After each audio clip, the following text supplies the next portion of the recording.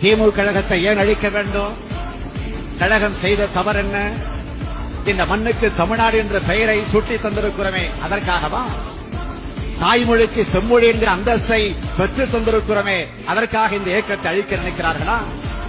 பிற்படுத்தப்பட்ட தாழ்த்தப்பட்ட சிறுபான்மை சமுதாயத்தை சார்ந்த மக்களுக்கு பாதுகாவல் அரணாக விளங்கிக் கொண்டிருக்கிறோமே, அதற்காக இந்த இயக்கம் அழிக்கப்பட வேண்டுமா? வறுமையில் வாடும் மக்களுக்கு வயிறார உண்ண வேண்டும் என்பதற்காக 1 கிலோ அரிசியை 2 ரூபாய்க்கு வழங்கிக் கொண்டிருக்கிறோமே, அதற்காக இந்த ஆட்சி அழிக்கப்பட வேண்டுமா? புலி வாழ குகை உண்டு, பறவை வாழ கூடு உண்டு, எலி வாழ கூட வலை உண்டு.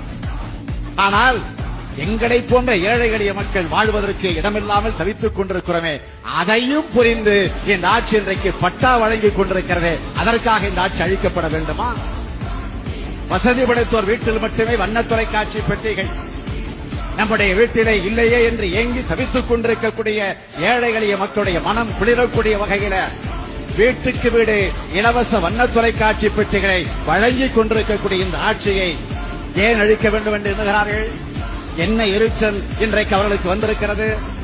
சமத்துவரங்கள், உழவர் சந்தைகள், கர்ப்பிணி பெண்களுக்கு உதவித்தொகை, திருமண உதவி திட்டம், சத்துணவில வாரத்திற்கு 3 முறை முட்டை, அனைத்து கிராம அண்ணா மறுமலர்ச்சி திட்டம், படித்து பட்டம் பெற்று வேலை இல்லாமல் அலைந்து கொண்டிருக்கக்கூடிய இளைஞர்களுக்கு மாதம் உதவித்தொகை, அதேபோல முதியோர் உதவித்தொகை, இப்படி நாளொரு மேனியும் பொழுதொரு வண்ணமுமாக திட்டங்களை அறிவிப்பது மட்டுமல்ல, அந்த திட்டங்களை நிறைவேற்றிக் கொண்டிருக்கக்கூடிய இந்த ஆட்சியை அழிக்க ஏன் துடிக்கிறார்கள்?